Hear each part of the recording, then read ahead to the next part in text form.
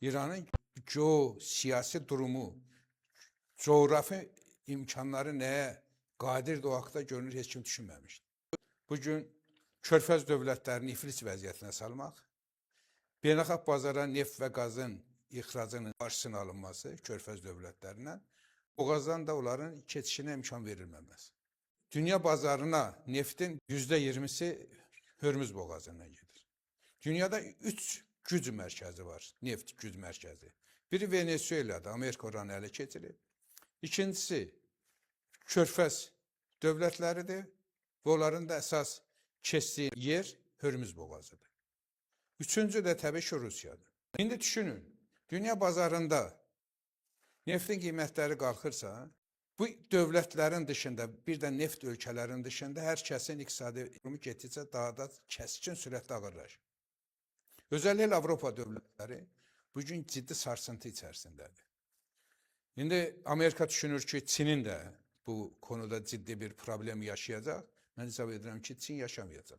Çin böyük mənada bütün tələbatlarını Rusiya tərəfindən ödəyəcək. Kazanan kimdir? Bu dəqiqə Rusiyadır.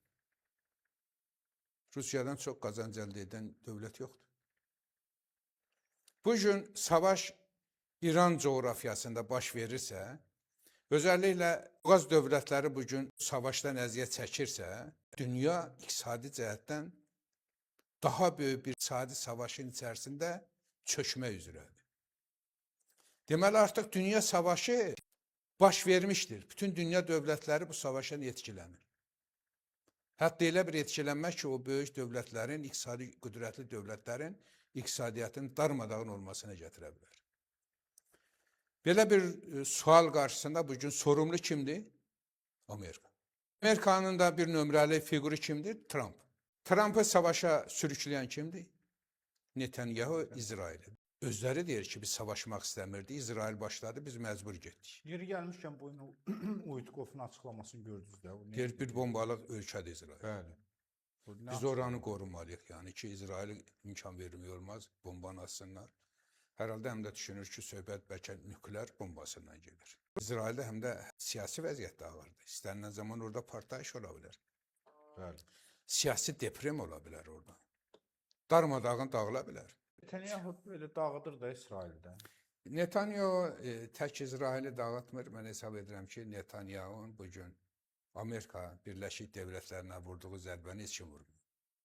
Tarixdə ABD belə bir darbə yeməmişdi. O darbəni Amerika'ya yedizdirən Netanyahu oldu. Belə bir coğrafyadan bugün biz danışırıq, Zaur bəy. O coğrafyadan danışırıq ki, o coğrafyanın taleyi artıq Trump'ın dodaqlarının arasında deyil. Trump hansı açıqlama verməsinin artıq heç bir əhəmiyyəti yoxdur. Getdikcə bütün dünya dövlətləri, xalqları, basın yayın quruluşları, bizlər, sizlər Trump nə deyəndə gülüşlə qarşılayıb keçəcək.